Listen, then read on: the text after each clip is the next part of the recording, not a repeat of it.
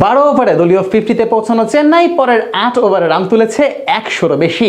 তবুও গুজরাটের সামনে শেষ রক্ষা হলো না গায়কোয়াড়ের দলের।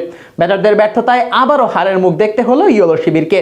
এদিকে টানা 2 ম্যাচে হারের পর অবশেষে জয়ের ধারায় ফিরল গুজরাট। সেই সাথে বড়সড় এক লাফও দিল পয়েন্ট টেবিলে। নিজেদের ঘরের মাঠে চেন্নাইয়ের হার ও গুজরাটের জয় ফেরা নিয়ে বিস্তারিত থাকছে এই প্রতিবেদনে।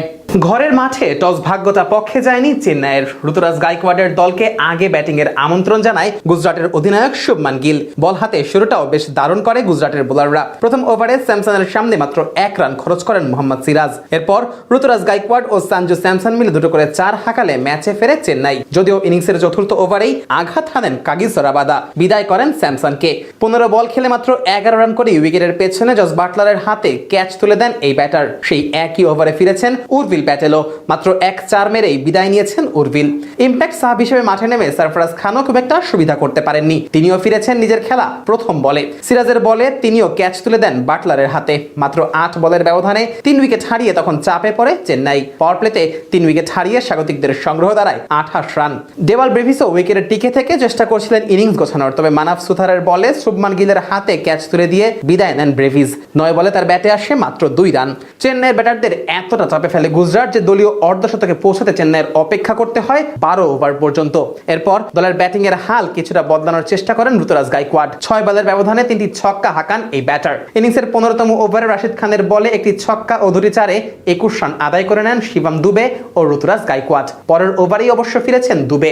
আরশাদ খানের বলে বোল্ড হয়ে ফেরার আগে তার ব্যাটে আসে 17 বলে 22 রান।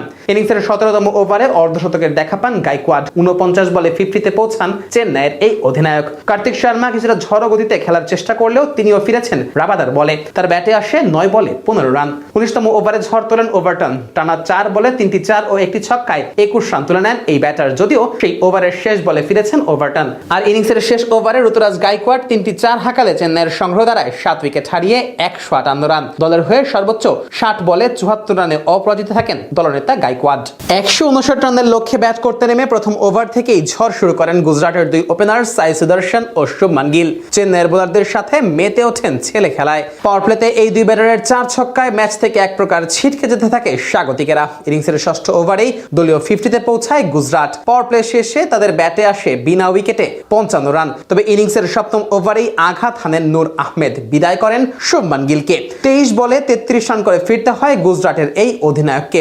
এরপর জস বাটলারকে সাথে নিয়ে দলকে জয়ের বন্দরে এগিয়ে নিয়ে যেতে থাকেন সাই সুদর্শন। স্বল্প রানের লক্ষ্যে চেন্নাইয়ের বোলাররা আর কোনো প্রতিরোধ করতে না পারলে বেশ সহজে এক জয় নিয়েই মাঠ ছাড়ে গুজরাট। এই জয়ে 8 ম্যাচে 4 জয় ও 4 পরাজয় নিয়ে টেবিলের 5-এ উঠে এসেছে শুভমান গিলের দল।